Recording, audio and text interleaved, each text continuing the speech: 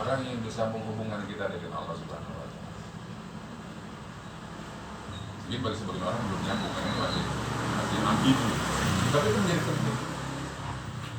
Istighfar, sedekah, kemudian setelah itu apa? Bersabar. Bagian dari itu ya, bagian istighfar sedekah apa? Setelah dua itu dilakukan ternyata belum juga ada solusi, baru berarti kita datang ke tabib atau ke dokter. Ya, jangan langsung ke sana. Karena boleh jadi penyakit yang menimpa kita itu belum tentu Bapak Ibu, sekalipun sakitnya jantung, diabetes, atau apa, belum tentu itu. Nanti akan kita anggapkan. Ya, kenapa? Tadi kata Nabi, sebagian besar yang menimpa umatku yang menyebabkan kematian disebabkan oleh ain. Perceraian suami istri penyebabnya adalah ain. Ya, musibah yang menimpa anak di rumah penyebabnya ain. Orang tua yang selalu memuji kehebatan anaknya, ujung-ujungnya anaknya tidak jadi apa-apa, itu namanya ain. Ya, jadi mau memuji atau mau memarahi, jangan lupa Allah. Kalau mau marah apa? Marah sama anaknya, apa yang dilakukan? Sambil marah-marah, seperti hanya ibunda Syekh Imam Masjidil Haram. Ada yang tahu? Imam Sudais. Pernah ketemu? Pernah kenal? Di YouTube banyak. Kenal. Tapi dia nggak kenal. Ya sama seperti saya dengan Pak Jokowi, saya kenal baik dengan Pak Jokowi. Iya dong. Pak Jokowi belum tentu kenal baik kayaknya sama Habib. Dulu tuh jadi wali kota, tapi sekarang udah. Amin.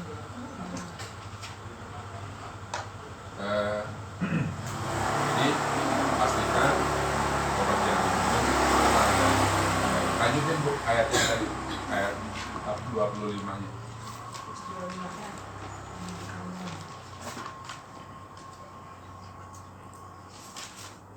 A'udzu billahi minasyaitonir rajim. Anna sababnal ma'a sabba.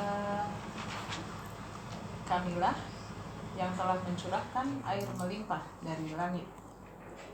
Tsumma syaqqaqnal arda syaqqa. Kemudian kami belah bumi dengan sebaik-baiknya.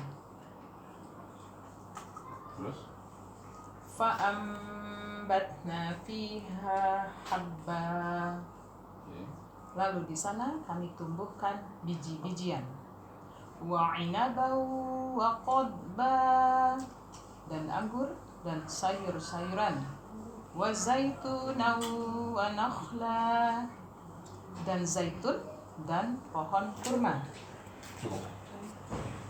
Setelah Allah berbicara tentang kata kunci yang pertama, di saat kalau bahasa obrolan kita begini, wahai manusia, di saat kamu sehat dan di saat kamu sakit, makanlah makanan ya yang kamu makan itu yang halal dan baik. Kalau bahasa obrolannya begitu. Makanan yang baik itu apa sih? Makanan yang baik itu atau obat-obatan yang baik itu obat yang mengandung unsur senyawa tanah. Berarti dia harus berasal dari akar, ya, kemudian batang, kemudian kulit, kemudian daun, kemudian kembang, kemudian buah, kulit buah. Ya, adanya di mana itu? Kopi sablon.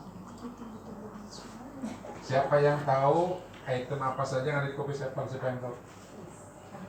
Kemarin udah diulang. Panitia jangan ikuti kita. Sampai soda, Apalagi kulit manggis, Apalagi? kayu angin, Manggis, terus kayu angin, terus apalagi? Kayu angin. akar jahe, emprit. Ya pokoknya 7 jenis herbal, akar, kembang, biji, buah, daun ada di kopi Ada di sepal. kopi sepal.